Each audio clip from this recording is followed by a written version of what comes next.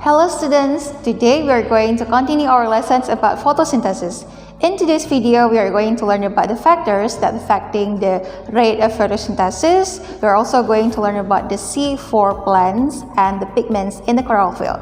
You can find this topic on your textbook page 291 until 296. So without further ado, let's begin the lesson for today.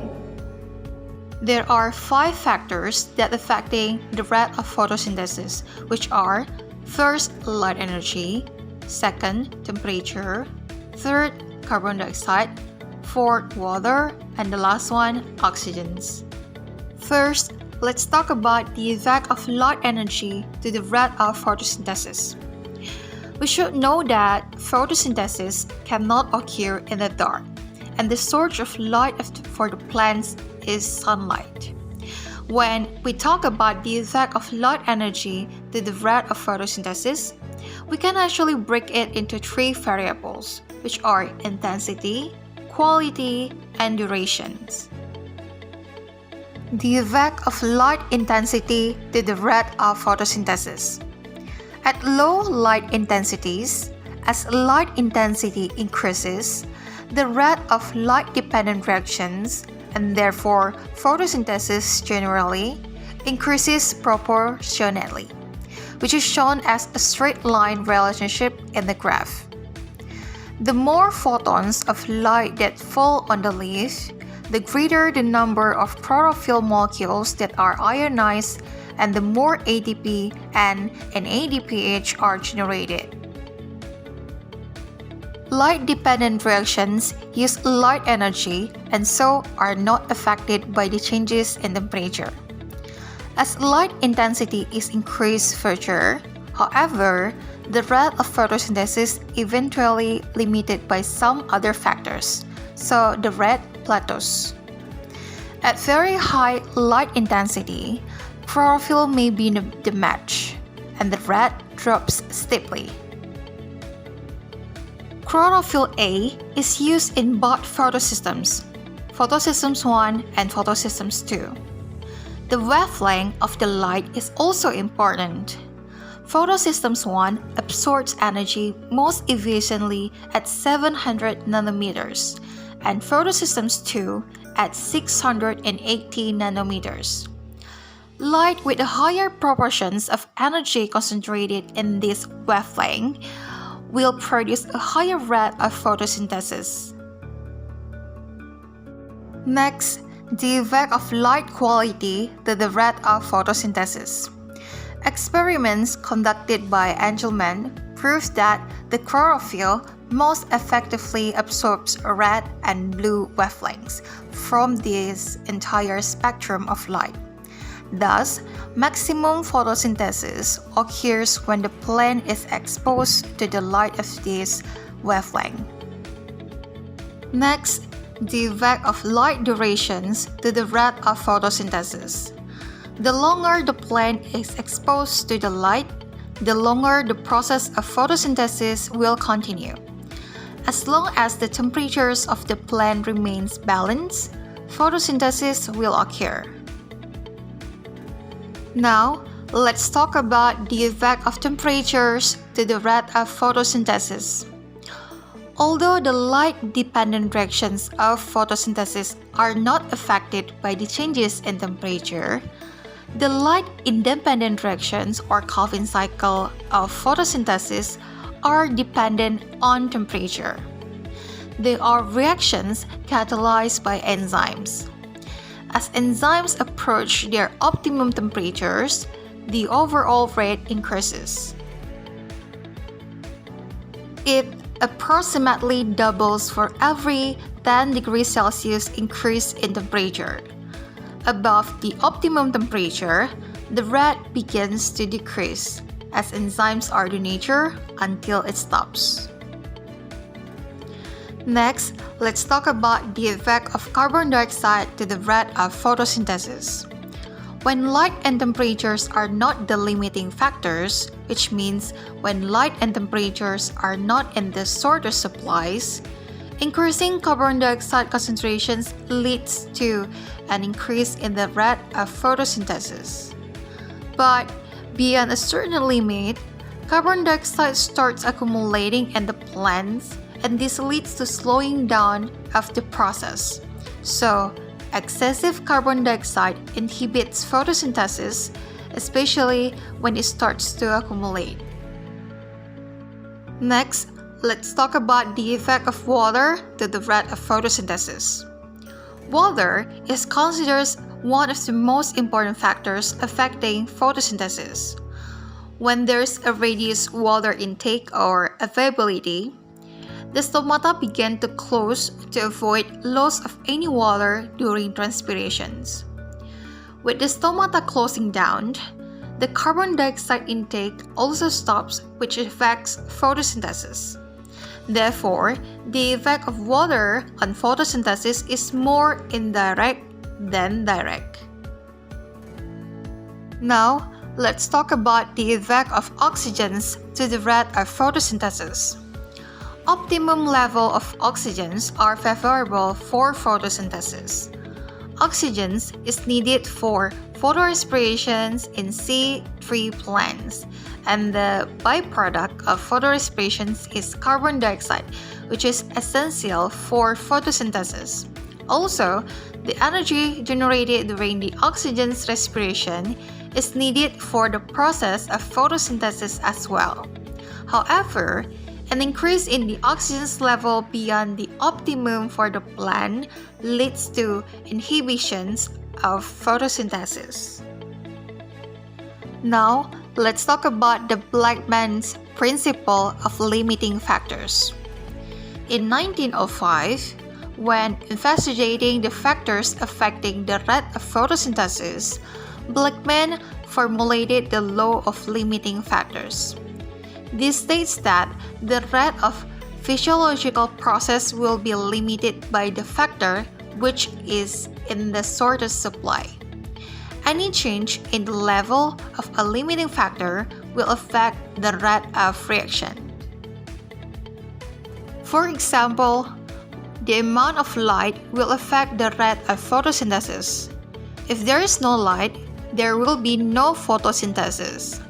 As light intensity increases, the rate of photosynthesis will increase as long as other factors are in adequate supply. As the rate increases, eventually another factor will come into short supply.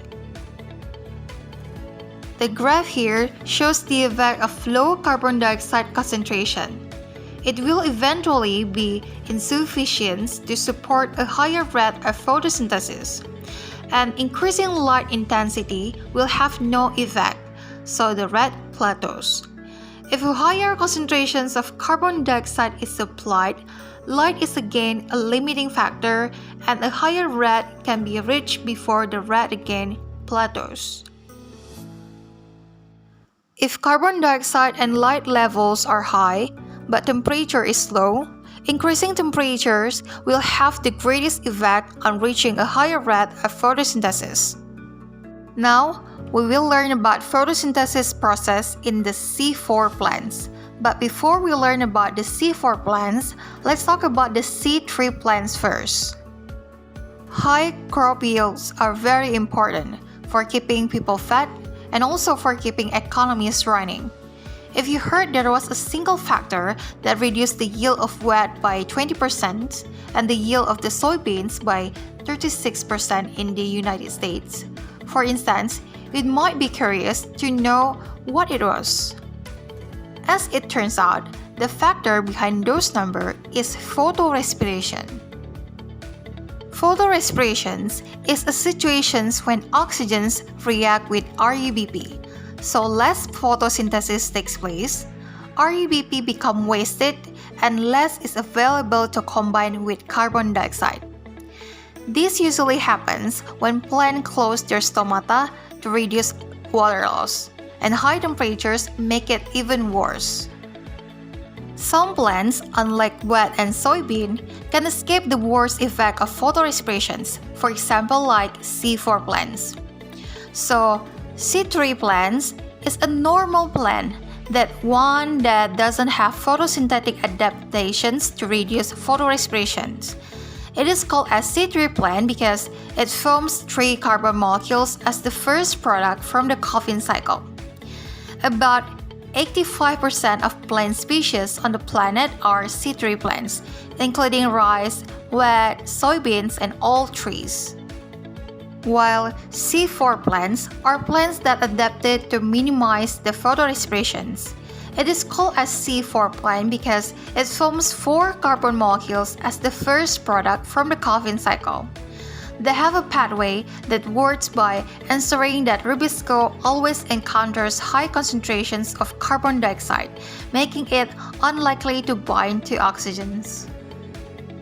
In C4 plants, the light-dependent reactions and the Calvin cycle are physically separated, with the light-dependent reactions occurring in the mesophyll cells and the Calvin cycle occurring in the special cells around the leaf veins. These cells are called bundle sheath cells. To see how this division helps, let's look at the example of C4 photosynthesis here. First, atmospheric carbon dioxide is fixed in the mesophyll cells to form a simple 4-carbon organic acid or oxaloacetate. This step is carried out by a non-rubisco enzyme, PEP carboxylase, that has no tendency to bind oxygens. Oxaloacetate is then converted to a similar molecule, malate, that can be transported into the bundle sheath cells. Inside the bundle sheath, malate breaks down, releasing a molecule of carbon dioxide. The carbon dioxide is then fixed by rubisco and made into sugars via the Calvin cycle, exactly as in the C3 photosynthesis. The C4 pathway is used in about 3% of all vascular plants. Some examples are crabgrass, sugarcane, and corn. C4 plants are common in habitats that are hot, but are less abundant in areas that are cooler. Now, let's talk about the pigments in chloroplasts. Chloroplasts contain several different pigments, and these different pigments absorb different wavelengths of light. The photosynthetic pigments of higher plants form 2 groups. First, the chlorophyll, which is the primary pigments, and the second one is the carotenoids, which is the accessory pigments. So here is the colors of the commonly occurring photosynthetic pigments. So chlorophyll contains of chlorophyll A and chlorophyll B. Carotenoids contain of beta-carotene and xanthophyll. Chlorophylls absorb mainly in the red and violet blue regions of the light spectrum. They reflect green light, which is why plants look green.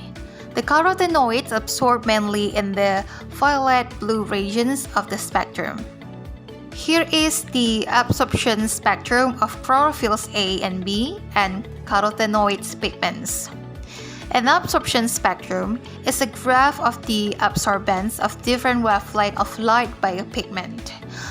Based on the graph, chlorophyll A and chlorophyll B have the highest absorbance at the wavelength of violet-blue regions of the spectrum, which is around 380 to 495 nanometers, and at the wavelength of red regions of the spectrum, which is around 620 to 750 nanometers.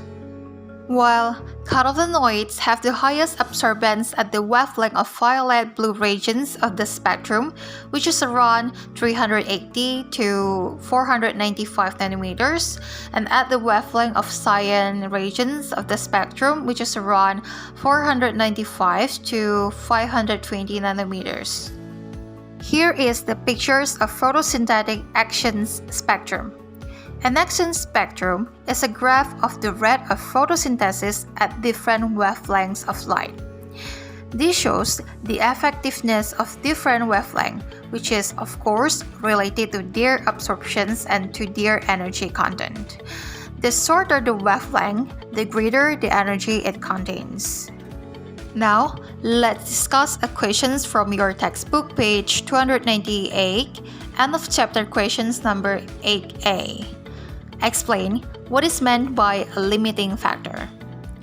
Limiting factors are the factors that can affect the rate of photosynthesis if they are in the shortest supplies. So that's all about the lesson today. Don't forget to do the exercise on Edmodo. Goodbye everyone!